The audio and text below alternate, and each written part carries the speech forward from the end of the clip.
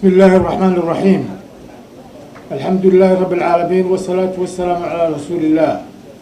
السلام عليكم ورحمة الله وبركاته. مدن ريال مروين بالجاي ما مسوين بيتهاي إن المنطقة سجون مبنى حفلتنا تاريخية كوسنتان إسكاش كدقالة أول حيال بدأ الدولة الجمهورية السودان يسوتك إمارات كعربتها وحان لما كان في الحدية دي الديرينوه إلى إنه ما تصير رسمي دكتور بالبرا كم من نقطي لورية تدراتك الدكتور أي ما بنشوا أمام الجلسون شركة عالمية دي بي ويل فسوق أنا كانوا سير الدونتا إلى يسوع شيء صاحبه يو حديده قاعسي أو ديري جرين كذا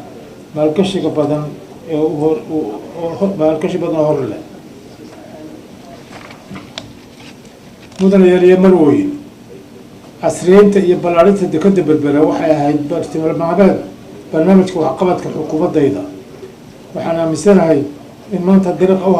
ugu habboon aynu ku dhisi karno dalkeena hooyo uu yahay inaynu la nimaadno siyaasad ganacsi oo furfuran taasoo inoo saari karta inaynu helo maalgashi caalami ah oo ku dhisan dano wadaag mutual interest shirar maalmo lagu martiqaado shirar maalmo lagu martiqaado waan la lahayn iyo maqdarad adduun weyn uu ku dhigo oo hadba lagu mana sheegto midna qaran kuma meel maro hase yeeshee ummaddana waxay asaageeda kaga gaari kartaa oo ku qura himilo cad hami fog iyo hal abuur u saldhig u yahay tacab tala wadaag iyo iskaashi waxaan leeyahay shacbigayga waynu isku tashanaynaa ilaahayna waynu ka tala saaranaynaa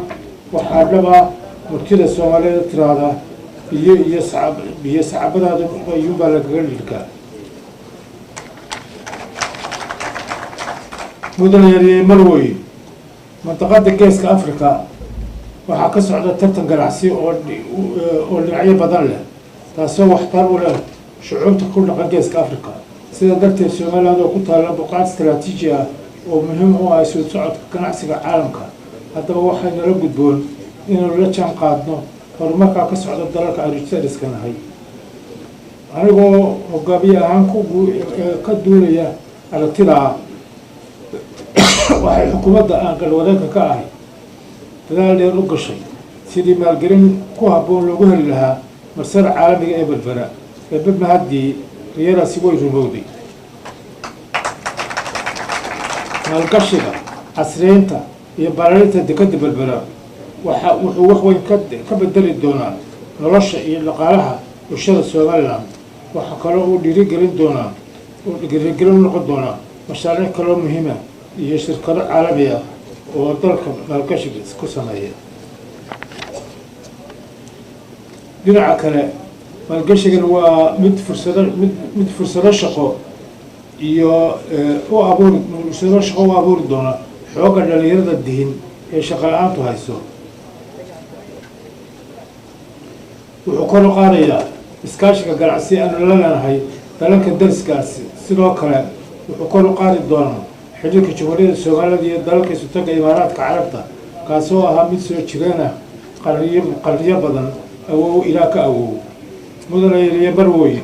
dowladda somaliland waxay qadarin iyo ixtiraam weyn u haysaa dalalka dariska yihiin oo aanu dano badan wadaagno dalalkaa waxaanu nahay saaxiibo iyo jaal aada isugu dhow waxaanu aaminsannahay in shucuubta ku dhaqan dalalka geeska africa ay yihiin dad walaala ah oo dano badan wadaaga waxaanu aaminsannahay in horumarka iyo wanaagga midkood u soo kordha uu kalena u yahay sad iyo sarero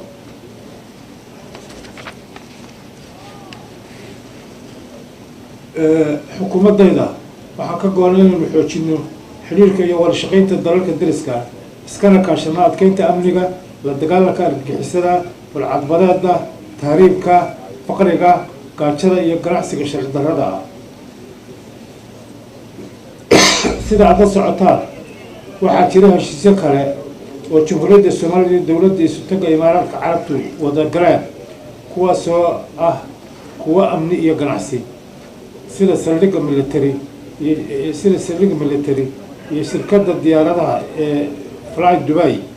oo si joogto ah u timaada maalin kasta Jamhuuriyadda Soomaaliland. heshiisyada kala duwan waxay sii xoojinayaan iskaashiga iyo wada lahaanshaha labada dal.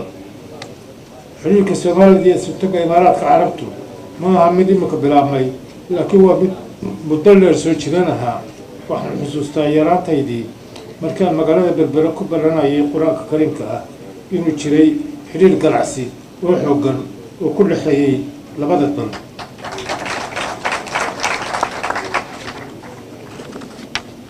ugu dambeyn waxaan jeclaan halkan mahadnaq ballaaran uga soo jeediyo madaxweynaha dowladda aynu walaalaanahay ee isutaga Imaaraadka Carabta Sheekh Khalifa bin Zayed Al Nahyan iyo waliga caadiga Sheekh Mohammed bin Zayed Al Nahyan iyo ra'iisul wasaaraha dowladda isutaga Imaaraadka Carabta Sheekh Mohammed bin Rashid Al Maktoum iyo shacbiga dowladda Imaaraadka Carabta. sidoo kale waxaa iyana halkan uga mahadnaqayaa dhammaan bulshada Jamhuuriyadda Soomaaliland, gaar ahaan bulshada ku dhaqan gobolka Saaxil sida deegaan ay u soo dhaweeyeen mashruucan casriyeynta dekedda Berbera. waxaan si gaara u bogaadinayaa waayeelka waxgaradka iyo haldoorka gobolka Saaxil sida hagar la-aanta ah ay isu soo barbartaageen mashaariicda dalka iyo dadkaba waxtarka u leh ee ka socda magaalada Berbera. waxaan bulshada Soomaaliland ku boorinayaa inay la yimaadaan talo midaysan iyo tawfiiq wanaagsan, isuna diyaariyaan maalgashiga iyo fursadaha dhaqaale ee dalkan ku soo aadan. waa mahadsantihiin.